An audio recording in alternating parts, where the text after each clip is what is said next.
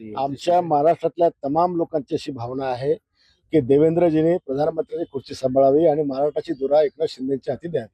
ही आमच्या सगळ्यांची भावना आहे. सोनम वांगचुकचा 19वा दिवस आहे आज उपोषणाचा, त्यापर्यंत सरकार दखल घ्यायचं आहे. आणि ते देखील मी पाहिलं की त्या ठिकाणी सोनू ते काय नाव त्याचं ते काही घेता पण येत नाही, सोनम वांगचुक मांगशुंग. पण इतके दिवस कोणी उपोषणाला बसते त्याची दखल घ्यायला पाहिजे होती.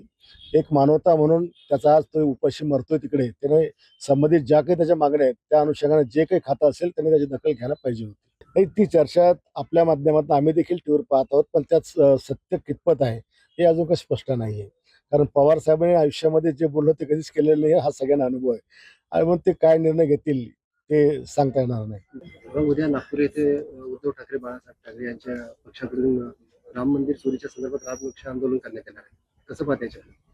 बघा, सगळ्यात पहिले मी महाराष्ट्रावर पाहतो की सगळेजण राम राम राम रक्षा. विधानसभेतही एकरी भाषेत रामाचा उल्लेख केला. प्रभू राम हा विष्णूचे अवतार मानले जातात आणि त्यांना आपण देव त्या ठिकाणी म्हणतो आणि म्हणून त्यांचा उल्लेख करताना प्रभू श्रीराम अशा प्रकारेच केला पाहिजे. हे काही आंदोलन ठेवलं त्यांनी ते देखील प्रभू श्रीराम रक्षा असं त्यांनी ठेवायला पाहिजे.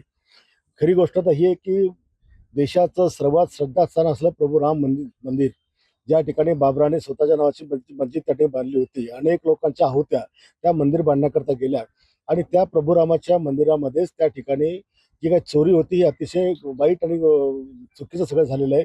आणि याच्यामध्ये एका विशिष्ट पक्षाच्या लोक याच्यामध्ये आल्यामुळे प्रत्येक त्या पक्षाकडे संशयाने पाहिलं जातं.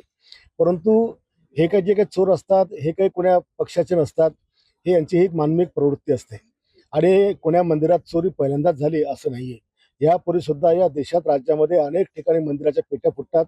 साई मंदिरात देखील बरेच वेळ अनेक वेळ चोरी करायचा प्रयत्न झाला अनेक मंदिरामध्ये.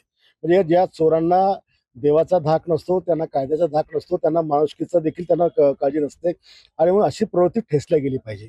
अशा प्रवृत्तीला कोणी पाठी घातलं नाही पाहिजे असं स्पष्ट मत माझं त्या ठिकाणचं. बघा, हा आंदोलनाचा विषय किंवा चोरीच्या निषेधार्थाचा विषय हा कोण्या एका पक्षाचा नाही, तो सगळ्या धर्मियांच्या श्रद्धेचा विषय आहे.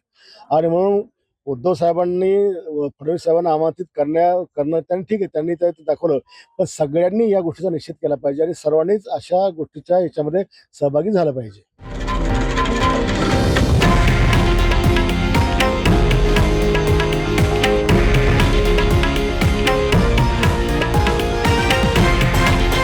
हे आहे देशातील नंबर 1 न्यूज नेटवर्क आणि आपण पाहत आहात TV9 मराठी, एकमेव.